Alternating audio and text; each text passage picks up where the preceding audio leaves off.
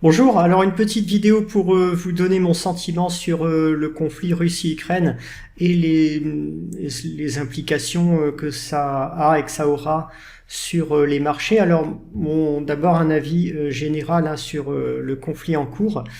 Euh, une fois de plus, je pense que dans la vie, les règles de morale s'appliquent très différemment aux individus et aux États. Euh, Lorsqu'on est dans les relations avec sa famille, ses amis, ses proches, ses collègues de travail, etc., on est dans le cadre des relations entre individus. Et là, évidemment, toutes les règles de morale qu'on peut avoir, si on a un minimum d'empathie, normalement, c'est ce qu'on est déterminé génétiquement pour avoir de l'empathie envers les autres, à moins d'être sociopathe. Et dans ces cas, les règles de morale s'appliquent évidemment pleinement. Lorsqu'on passe à l'échelle des États, c'est complètement un autre monde en fait, et là ce sont beaucoup plus des relations de pur intérêt, quasiment darwiniennes, qui vont dominer. Et si on cherche à appliquer des règles de morale qui fonctionnent à l'échelle des individus, à les transposer à l'échelle des États, ça fonctionne en général pas du tout. Ce genre d'essais, ça aboutit à des catastrophes en Irak, en Libye, en Syrie, dans des tas d'autres pays, en Afghanistan par exemple. Là, ça a été des échecs complets. Quand la France s'y essaye en Afrique, là aussi on a des échecs, au Mali par exemple. Donc, à mon avis, il ne faut pas mélanger les deux.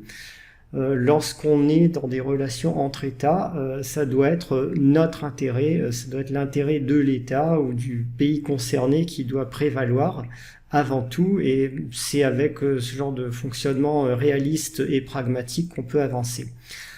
Pour le conflit Russie-Ukraine, alors il y a d'un côté le bloc occidental qui est sur une base idéaliste et morale, qui affirme donc qu'un pays a le droit de choisir librement ses alliances. Bon, c'est un principe en théorie tout à fait défendable effectivement. Et d'un autre côté, un pays qui cherche juste à défendre ses intérêts, qui dit je ne souhaite pas que l'Ukraine rejoigne le camp occidental parce que j'estime que c'est contraire à mes intérêts, parce que le camp occidental est vu comme camp adverse. Si le camp occidental est vu aujourd'hui par la Russie comme étant un camp menaçant ou adverse, c'est parce que depuis 20 ans, en fait, l'Occident ostracise complètement la Russie. Il faut se rappeler qu'à la fin des années 90, début des années 2000, la Russie avait même à un moment indiqué son intention d'adhérer à l'OTAN, ou vraiment d'intégrer correctement, dans le cadre d'une bonne relation de partenariat, de bon voisinage, on va dire l'ensemble, la civilisation occidentale européenne, et elle a eu en retour des refus, des ostracisations permanentes et des leçons de morale permanentes sur le régime de Vladimir Poutine, les droits de l'homme et je ne sais quoi d'autre, qui ont abouti, quand on ostracise quelqu'un en permanence, évidemment, après il y a des réactions en retour. Donc c'est malheureusement ce qui est en train d'arriver aujourd'hui. Et là encore, on n'est absolument pas réaliste et pragmatique dans ce conflit. Il faut évaluer le rapport de force en présence. Alors d'un côté, dans le camp occidental, on a un groupe de pays qui affirme des grands principes idéalistes et qui n'est pas capable de mettre un seul soldat en face de ces principes pour les défendre. Et de l'autre côté, la Russie qui est capable de risquer la vie de 200 000 hommes pour défendre ses intérêts. Évidemment, c'est un rapport de force qui est totalement déséquilibré. Et quand on a un rapport de force aussi déséquilibré, si on émet des principes et qu'on n'est pas prêt à les défendre réellement ensuite, à ce moment-là, moi je pense qu'il faut être réaliste et pragmatique. Ça veut dire que au début de ce conflit, la Russie, elle n'avait pas des exigences extrêmes ou complètement irréalistes. Elle demandait juste que l'Ukraine n'adhère pas à l'OTAN, s'engage par un traité écrit à ne pas adhérer à l'OTAN ou à l'Union européenne. et moyennant quoi, si on avait accepté ce préalable, il y avait certainement beaucoup de choses à réaliser en négociant avec la Russie, beaucoup de concessions à obtenir, beaucoup de choses intéressantes pour nous à obtenir sur des tas d'autres sujets qu'on aurait pu arriver à faire. On a, au lieu de ça, aussi bien le dirigeant ukrainien, donc Zelensky, et les dirigeants occidentaux ont une position totalement intransigeante, de refuser tout ce que demandait la Russie. Le résultat, c'est qu'il y a eu conflit et qu'on va arriver finalement au même résultat qu'on aurait pu avoir en négociant sans cette guerre, en épargnant la vie de milliers de civils. C'est-à-dire que maintenant, la Russie va mettre en place en Ukraine un régime le régime donc de son cru, qu'elle souhaite, qui va lui être favorable. Et au final, elle aura son traité signé, son engagement, comme quoi l'Ukraine ne rejoindra pas l'OTAN ou l'Union européenne, etc. Donc on arrive au point voulu au départ et en ayant au final perdu sur toute la ligne. Donc ça, c'est l'exemple type d'échec, à mon avis, de stratégies idéalistes qui sont pas basées sur nos intérêts ou sur une analyse pragmatique et réaliste de la situation. Donc, qu'est-ce qui va se passer maintenant ? Donc, vous voyez là les nouvelles, guerre en Ukraine. Le ministre de la Défense ukrainien en est à demander à sa population de faire des cocktails Molotov contre les soldats russes qui arrivent à Kiev. Donc, on est à dire ce genre de choses, c'est qu'on est totalement désespéré. Ça veut dire qu'il y a en gros plus de soldats efficaces capables de contrer l'avancée des Russes. Et que probablement ce régime va tomber dans quelques jours. Je vous dis, évidemment, je n'approuve absolument pas l'intervention russe en Ukraine. J'aurais souhaité que ça se passe autrement, mais c'est comme ça. Il y a eu des erreurs lourdes qui ont été faites au départ, et maintenant, donc logiquement, il devrait y avoir assez rapidement un nouveau régime qui se mettra en place en Ukraine. Et la situation devrait donc se calmer par la force des choses. Donc ce qu'on devrait voir dans les semaines qui viennent, c'est l'installation en Ukraine d'un régime soit neutre, soit favorable à la Russie, la signature des traités que la Russie souhaitait. Et ensuite, je pense que les affaires vont reprendre leur cours normal. Ça va pas être un conflit qui va durer très longtemps. Les marchés l'ont déjà anticipé aujourd'hui avec un gros rebond. Et donc il y a maintenant les conséquences sur les marchés, j'en vois à 3 niveaux. Alors d'abord au niveau des valeurs russes, donc l'indice des valeurs russes s'est complètement effondré. Donc vous voyez ici où est tombé le cours de Gazprom par exemple hier, on était entre 4,5 et 5 euros. Donc inutile de vous dire qu'à ces cours-là, les valeurs russes sont peut-être au tiers de leur valeur réelle, de leur potentiel réel. Donc ce sont des achats absolument criants, hurlants, etc. À quand même une grosse nuance près, avec un risque quand même dont je dois vous parler. Le risque, il n'est pas du tout dans les fondamentaux des valeurs russes. Gazprom vendra toujours son gaz à de nombreux clients, quelles que soient les sanctions européennes qui pourront être décidées. Lukoil vendra toujours son pétrole également sans aucun souci, que ce soit à la Chine, que ce soit là aussi à beaucoup d'autres clients.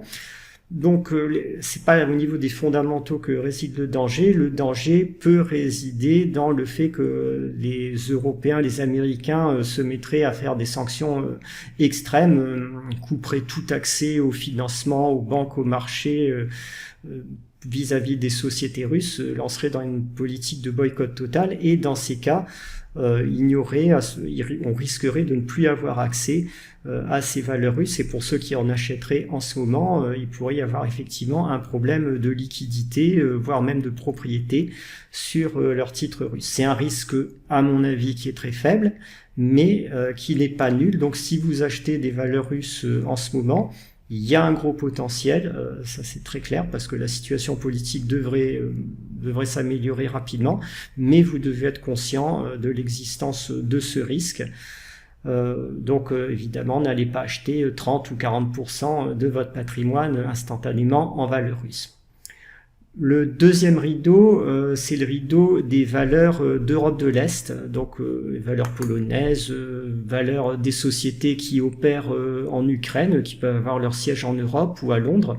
J'en connais une d'ailleurs, qui est vraiment un achat criant aussi, et là, a priori, il n'y a pas de risque de sanctions européennes. Donc là, c'est un rideau qui est très intéressant aussi. Vous voyez ici l'indice du marché polonais. Donc le marché polonais s'est bien cassé la figure en 2 ou 3 séances. Il a perdu beaucoup. Il était arrivé à entre 1150 et 1200 hier par rapport à des niveaux d'avant-crise qui étaient à 1450. Donc une baisse très significative. Et là aussi, qui est complètement, là pour le coup, c'est complètement injustifié parce que la Pologne n'a a priori rien à craindre du conflit actuel, qui va vite être résolu. Il n'y a pas évidemment pas de sanctions vis-à-vis de la Pologne ou de l'Ukraine à craindre, donc l'économie polonaise devrait assez vite redémarrer, ça devrait vite rentrer à la normale. Et on a donc pas mal de valeurs polonaises ou valeurs d'Europe de l'Est qui sont à des cours bradés en ce moment et qui sont tout à fait à l'achat. Inutile de vous dire que si Poutine devait étendre le conflit à la Pologne et à l'Europe de l'Est, ça signifierait guerre mondiale nucléaire et dans ces cas, vous n'auriez plus besoin de vous préoccuper de vos finances. Vous auriez d'autres sujets de préoccupation dans la vie, mais c'est évidemment hautement improbable. Donc voilà pour ce rideau de valeurs polonaises, il y a une opportunité réelle en ce moment. Et ensuite, le troisième rideau, c'est le rideau des indices boursiers généraux.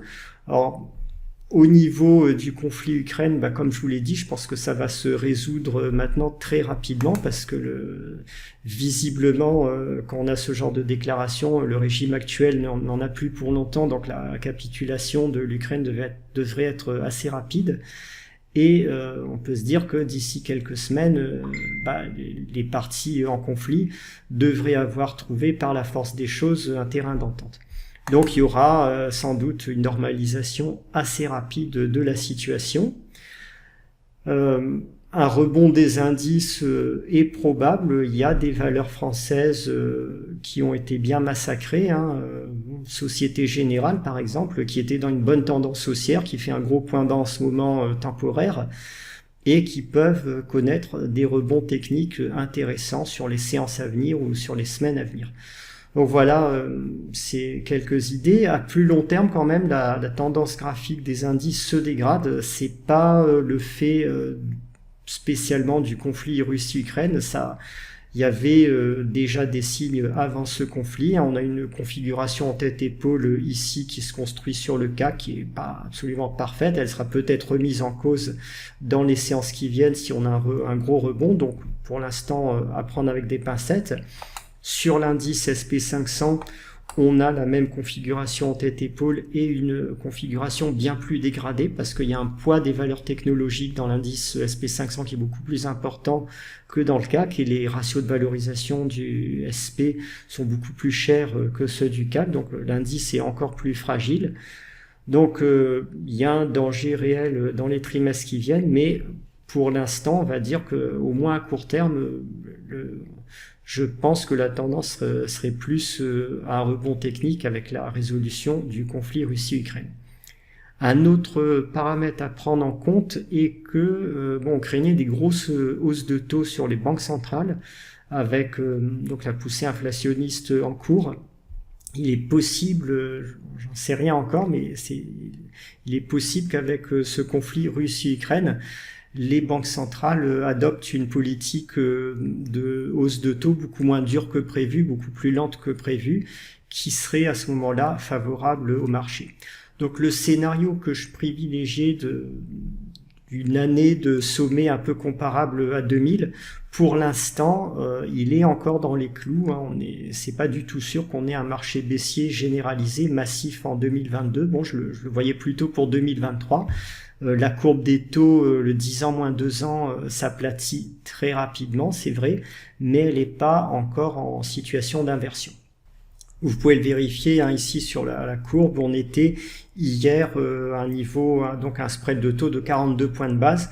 Donc si on suit cet indicateur, on a encore un petit peu de marge dans le cycle économique avant d'avoir un risque de récession massif. Voilà pour ce point sur le conflit et les conséquences sur les marchés.